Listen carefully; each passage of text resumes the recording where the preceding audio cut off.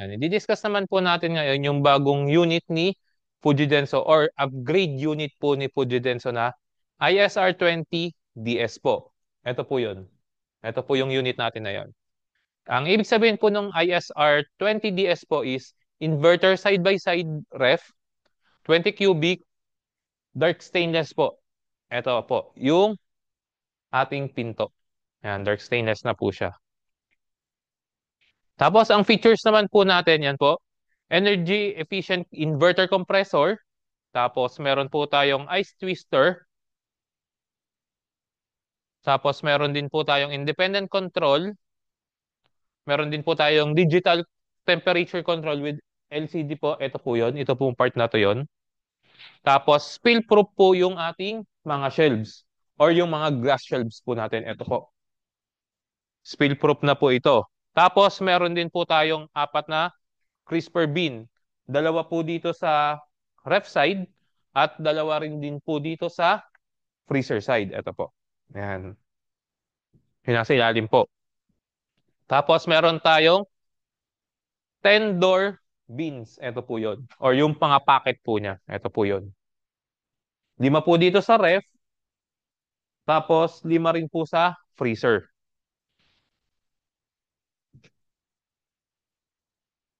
Tapos meron din po siyang mga mode. May mga vacation mode, yung mga ganyan po. Tapos Eco LED na rin po siya.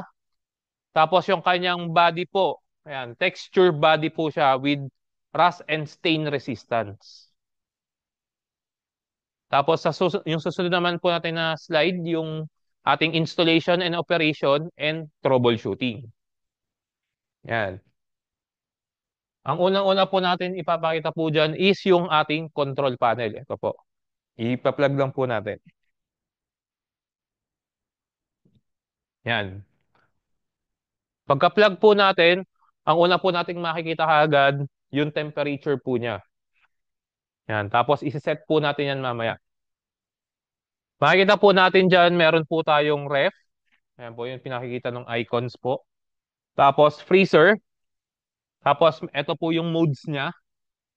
Up and down button. Temperature selection po. Tapos, meron pong mode and unlock. Yan. Sa pag-unlock naman po ng ating unit, ilo-long press lang po natin to.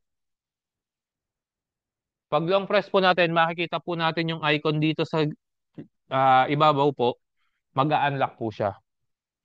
Tapos sa mode settings naman po, pipinutin lang po natin tong mode.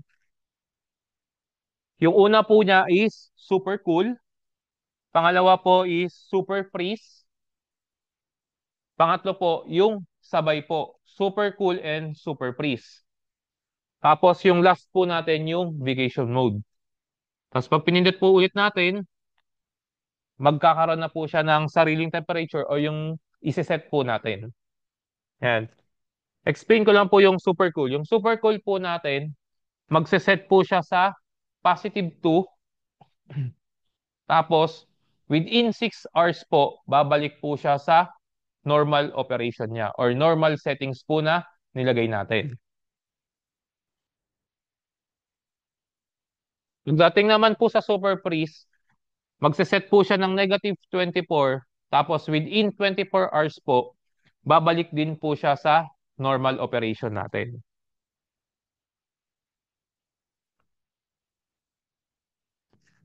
Tapos, yung sabay po, ayan, ito nga po. Tapos sa vacation mode naman po natin, yan, sa vacation mode po natin, magse-set po siya ng negative 18 po. Yan, naka-vacation mode po siya, naka-negative 18 po siya. Yan. Pag nagalaw po natin, mababago po yung settings niya. Mawawala po siya sa vacation mode. Pero pag sinet po natin, naka-negative 18 lang po siya. Yan. Tapos sa pag-a-adjust naman ng ating temperature, ito po ang ginagamit. Ito po yung up and down button. Yan. Pinaka-maximum po, yung pinakamalabig is negative 24.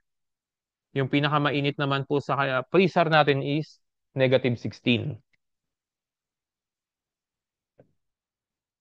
Pagdating naman po sa freezer natin, negative, positive 2 po ang pinakamalamig, negative 8 naman po yung pinakamainit niya. Tapos yan po, nire-recommend po namin na setting sa ref is 4, sa freezer naman po is negative 18. Yan.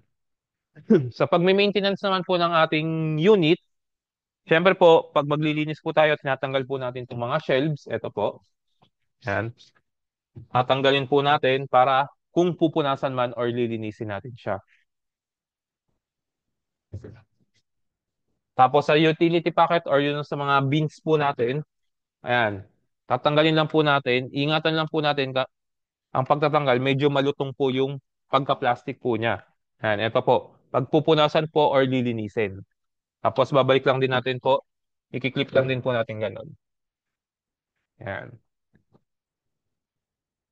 Tapos ito po yung ating mga common mga error codes po. Yan. Meron po tayong E1, E2, E5, and E6 and E7. Tapos ito rin po ating unit ay may door alarm po. Pag naiwanan pong bukas, magbi-beep sounds po siya. Yan. Tapos ito naman po yung mga common errors natin, yung mga not working, yan. Tapos no lights, tapos ano pa ba? Odor. Ayan, yun sa mga odor. Or baka sabihin natin, may amoy yung unit natin. Malay natin, may mga nasira na palang pagkain sa loob. Ayan. Tapos parts and components naman po natin. Ayan. Meron po tayong LED, tray, ice tray, drawer, glass shelves, and fruit and vegetable box po. Or yung vegetable box natin sa ilalim kanina yung pinakita ko po. Tapos ayan po, meron tayong cooling fan, fan motor, tapos yan po yung reading namin na nakuha. Tapos door switch po, yun nandito po sa ibabaw. Ito yung on and off switch po dito. Ayan. Yung nagko-control po ng ating ilaw. Tapos meron din po tayong evaporator. Yung evaporator po natin, yung nasa freezer side natin sa loob. Yan po yung nagpapalamig ng ating unit. Tapos meron din po tayong heater na nag-maintain po ng hindi pagkaroon ng ice build-up ng ating unit. Tapos may reading po siya na 217.1 ohms. Tapos meron din po tayong air damper o yung damper na tinatawag natin, yung nagko-control po ng lamig ng ating ref galing sa freezer. Sabi natin na reach na niya yung temperature niya, automatic po na nagko-close po yung ating damper para hindi po sumobra yung lamig ng ating ref side. Tapos meron din po tayong fridge sensor, freezer sensor, ambient sensor. Tapos makikita po natin dito, meron po kaming nakuha na 1.16 ay 1.6 K. Depende po yan sa temperature or ambience ng area. Tapos dyan po rin nakalagay yung mga chart na nakuha namin dun sa mga sensor po niya kung ano pong temperature siya. Kung umabot siya ng negative 30, dapat po ang makuha po natin is 47.5 ohms po. Tapos yung isa naman po nakatabi nila, nasa ilalim po, yun po yung thermal fuse natin. Yung thermal fuse naman po, yan po yung nagko-control ng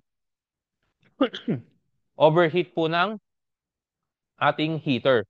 Once po na hindi na po out of range na po or out of control na yung heater natin, siya po yung nagbabasted para hindi na po gumana yung heater natin, para hindi na po siya mag-overheat.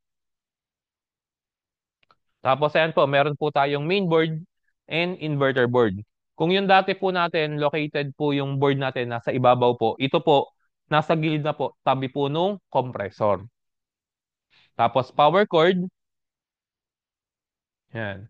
Tapos compressor po natin, yan po yung DC compressor po natin. Tapos yan po yung reading na nakuha namin. Sa UV, 18.9.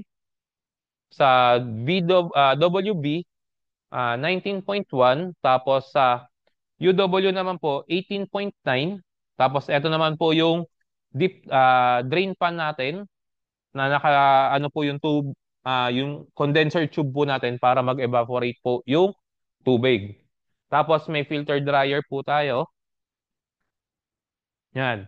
Tapos yung unit po natin, meron po siyang 10 years warranty sa compressor. Compressor lang po, hindi po kasama ang inverter board and main board. Tapos 2 years naman po sa mga parts niya. 1 year po sa service. Yan. Kung may question po kayo, contact na lang po kayo sa aming mga technical. Tapos pag nagkita-kita po tayo, pwede po tayo sa actual training, pwede po kayong magtanong sa amin. Okay, maraming salamat po.